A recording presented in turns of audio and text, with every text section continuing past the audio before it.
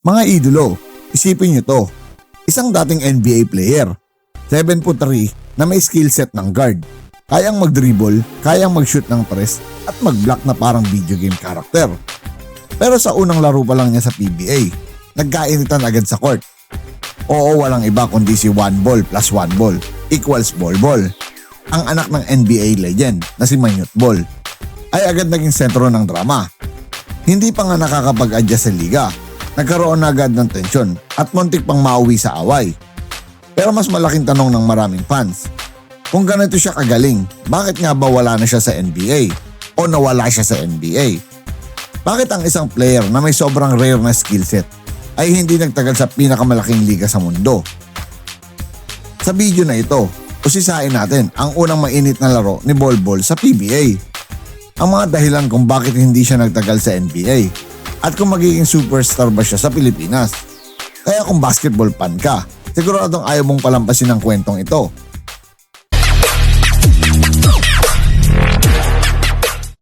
What's up mga idolo? Welcome back sa ating channel. Pagpasok pa lang ni Bol Bol sa PBA, pataas na agad ang expectation. Hindi naman nakapagtataka, dating NBA player, sobrang tangkad, at may highlight plays na viral sa social media. Kaya nung ginawa niya ang kanyang PBA debut, puno ng excitement ang fans. Sa unang mga minuto pa lang ng laro, makikita na agad ang kakaibang skill niya. May crossover kahit 7-footer, may step back 3, may block na parang volleyball spike. Pero habang tumatagal ang laro, umiinit din ang pisikalan ng laban.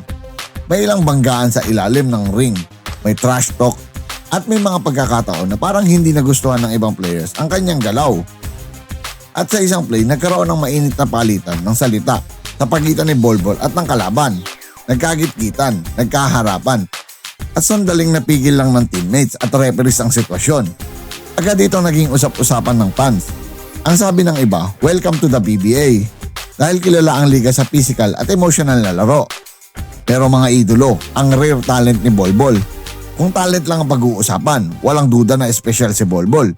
Isipin mo ito, 7'3" na player pero gumagalaw parang guard.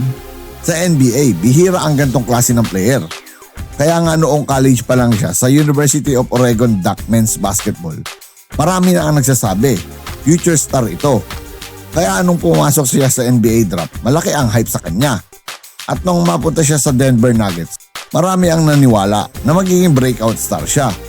Sa mga pagkakataon na bigyan siya ng minito, pinakita niya ang kanyang kakaibang laro, blocks, outside shooting, ball handling, na parang kay Kevin Durant. Isang beses nga ay halos mag-triple-double pa siya sa limited minutes. Pero kahit ganoon, hindi siya naging permanenteng star sa NBA. Maraming fans ang nagtataka kung ganito kagaling si Bol Bol, bakit hindi siya nagtagal sa National Basketball Association o NBA? Kasi sa isang scouting report, mas nababantayan kasi siya ng mga guard kaysa sa mga big man sa liga. Lalo na pag nakuha pa ng guard ang center of gravity niya dahil may problema si Bol Bol sa kanyang paa. Kaya mga idolo, nagre-resulta tuloy sa turnover o pipilitin niya na lang tumira kahit wala sa balanse ang kanyang katawan. Para mapigilan mo pa si Bol Bol, pagkakuha pa lang niya ng bola, kailangan mapunta agad sa center of gravity niya para mawala sa balanse. Kahit di na siya sabayan sa taas, wala talaga ang tira kasi di balanse ang katawan niya. At dahil dun sa injury na yon, mabagal ang kanyang lateral step. Kaya di siya makaabot sa mas mabibilis na player ng liga. At alam naman natin na madaming switches ang nangyayari sa NBA. Kaya lagi siyang napupunta sa mga mabibilis na guards ng liga. Sa totoo lang, hindi lang isa ang dahilan. May tatlong malaking factors kung bakit hindi niya naabot ang inaasahan ng marami sa NBA. Una na rito, tulad nga nung nasabi ko nung una, injury concerns. Bago pa man makapasok si Bol Bol sa NBA, may dala na siyang malaking problema. Noong naglaro pa siya sa University of Oregon, nagkaroon siya ng serious foot injury na nagpatigil sa kanya sa college season. At sa NBA, napakahalaga ng kalusugan at durability. Dahil ang schedule ng liga ay brutal. 82 games sa regular season, biyahe sa iba't ibang lungsod at halos araw-araw na laban. Para sa isang player na 7'3", mas delikado ang injuries, lalo na sa paa at tuhod. Ito ang isa sa mga dahilan kung bakit naging mas maingat ang mga teams sa pagbibigay sa kanya ng malaking role. Pangalawa, consistency problem. Isa pang dahilan, consistency. May mga laro na si Bolbol ay parang future superstar. May mga pagkakataon na tumitira siya ng step back 3, nagbablock ng sunod-sunod, nagdi-dribble mula coast to coast. Pero sa NBA, hindi sapat ang isang magandang laro. Ang hinahanap ng mga coach ay pare-parehong performance gabi-gabi. May mga laro na sobrang explosive si Bolbol, pero may mga laro din na halos hindi siya napapansin sa court at sa pinakamataas na level ng basketball. Kapag hindi consistent ang effort mo, mawawala ang tiwala ng coaching staff. Pangatlo, defensive issues. Isa pang kritisismo kay Bolbol ay ang kanyang depensa. Oo, mahusay siyang mag-block ng shots. Pero sa modern NBA, hindi lang blocks ang basehan ng magandang depensa. Kailangan din ng mabilis na rotation, tamang positioning, ability to switch sa guards. Tulad nga nung nasabi ko kanina, problema sa paa si Bolbol, kaya nahihirapan siya makahabol sa mas mabibilis na player sa kanya. At maraming pagkakataon na naiiwanan siya ng mabibilis na guards o sa pick and roll plays. At kapag nakita ito ng coaches, minsan mas pipiliin nila ang player na mas reliable sa depensa. Pang-apat, team fit at role. May isa pang faktor na madalas hindi napapansin ng fans, ang team fit. Sa NBA, napakahalaga kung paano ka pabagay sa sistema ng team. Si Bolbol ay isang very unique player. Hindi siya traditional center, pero hindi rin siya typical forward. Parang combination ng guard at center. At dahil dito, nahihirapan ng ilang coaches kung saan siya ilalagay sa rotation. May mga teams na mas gusto ang physical centers, defensive big men, o kaya small ball lineup. At minsan, si Bolbol ay nahuhulog sa gitna ng dalawang style. Panglima rito ang opportunity. Isa pang katotohanan sa NBA, opportunity matters. Kapag napunta ka sa team na puno ng stars, mahihirapan ka makakuha ng malaking role.